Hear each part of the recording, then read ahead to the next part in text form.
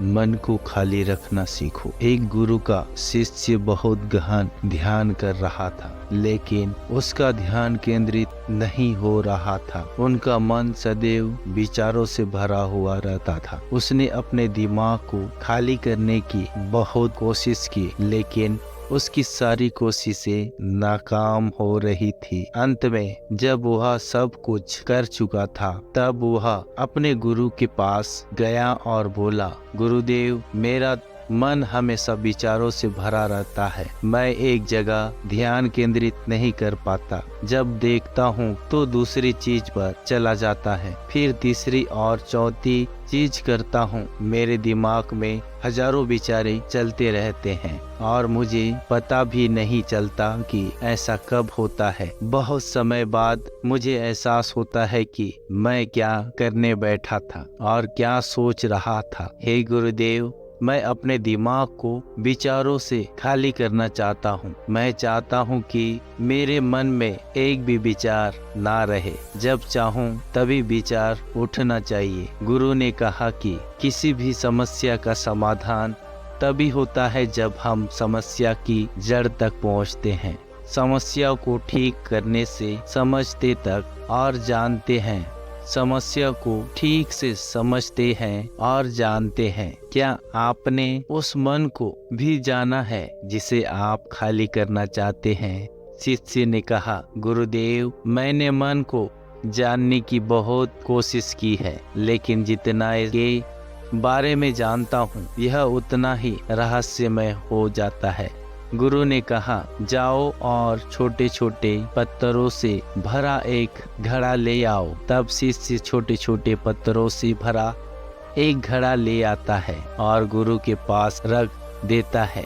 गुरु ने कहा, इस घड़े को अपना मन समझो और इस घड़े में पत्थर भरे हुए हैं। अब इस घड़े में और पत्थर डालो। शिष्य घड़े में पत्थर डालने लगा। घड़ा पहले से ही भरा हुआ था। 12वां पत्थर रखते ही बाकी सभी पत्थर नीचे गिरने लगे। तब गुरु ने कहा, रुको और ध्यान से देखो। अब घड़े में कोई पत्थर तो नहीं आ रहे हैं, बल्कि वह नीचे गिर रही है, क्योंकि यह भर गया है। इसमें जो भी आ सकता था वह आ गया। अब और पत्थर नहीं आएंगे। यदि आप दूसरा पत्थर लगाना चाहते हैं तो पहले पत्थरों को बाहर निकालना होगा।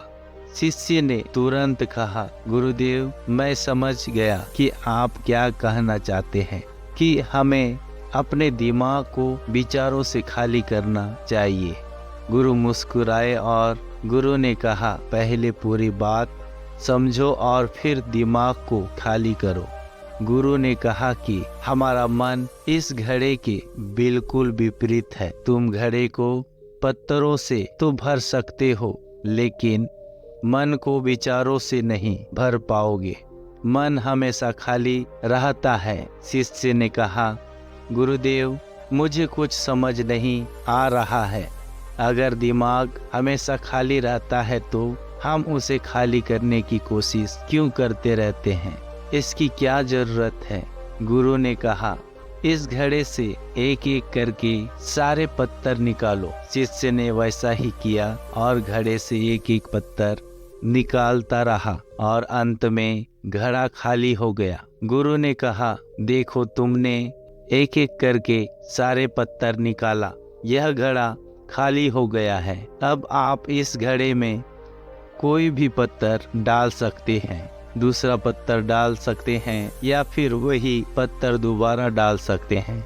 आप इसे आधा भर सकते हैं या फिर पूरा भर सकते हैं। शिष्य ने कहा, गुरुदेव, मैं भी ऐसा ही हूँ। मैं बता रहा हूँ कि मन को खाली करना है। ये तो पत्थर हैं, इन्हें आसानी से निकाला जा सकता है और घड़ा खाली किया जा सकता है, लेकिन मैं अपने मन को कैसे खाली करूं? गुरु ने कहा, इस खाली घड़े में एक पत्थर डालो और दूसरे पत्थर को निकालो। शिष्य ने यह कहा, ऐसा कैसे हो सकता है कि जब इस घड़े में एक पत्थर होगा तो एक ही पत्थर निकलेगा, फिर 2 पत्थर कैसे निकल सकते हैं?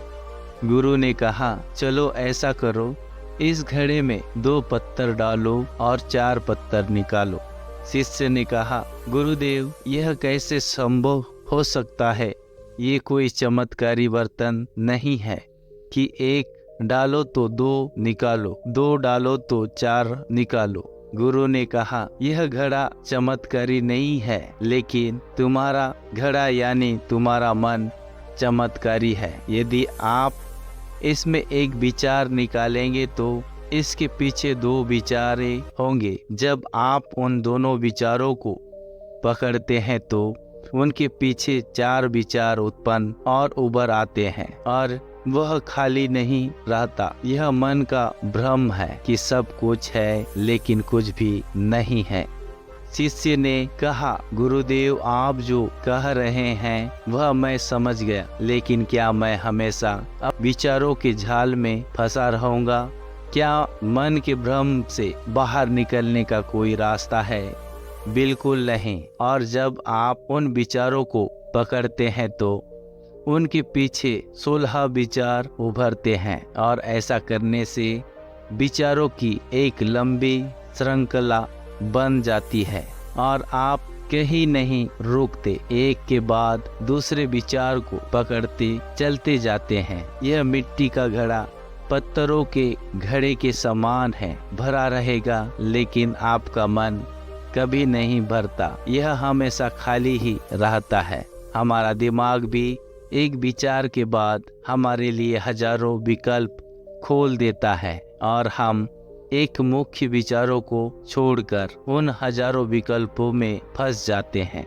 शिष्य ने कहा, मैं आपकी बात अच्छी तरह समझ गया हूँ, लेकिन अब मुझे क्या करना चाहिए? मेरा मार्गदर्शन करें। गुरु ने कहा, मन के जाल में मत उलझो, मन को खाली करने की कोशिश मत करो, अपना ध्यान इकट्ठा करो, एकाग्रता लाओ, जो भी कर रहे हो उसे अंतिम मानकर करो। ऐसा करो कि बाद में इसमें आपको कुछ भी करने की जरूरत नहीं है। और जब आप किसी दूसरे विचार पर काम करते हैं तो बस उसी पर काम करें, कोई दूसरा विचार नहीं। मन के भ्रम से बाहर निकालना इतना आसान नहीं है, लेकिन अभ्यास सब कुछ कर सकता है। शिष्य ने कहा, गुरुदेव, मैं भी ऐसा ही करूँगा। यह समझाने के लिए आपका बहुत बहुत धन्यवाद। हम सभी अपने दिमाग को खाली रखने की कोशिश करते हैं, मन में उठते बैठते विचारों से परेशान रहते हैं।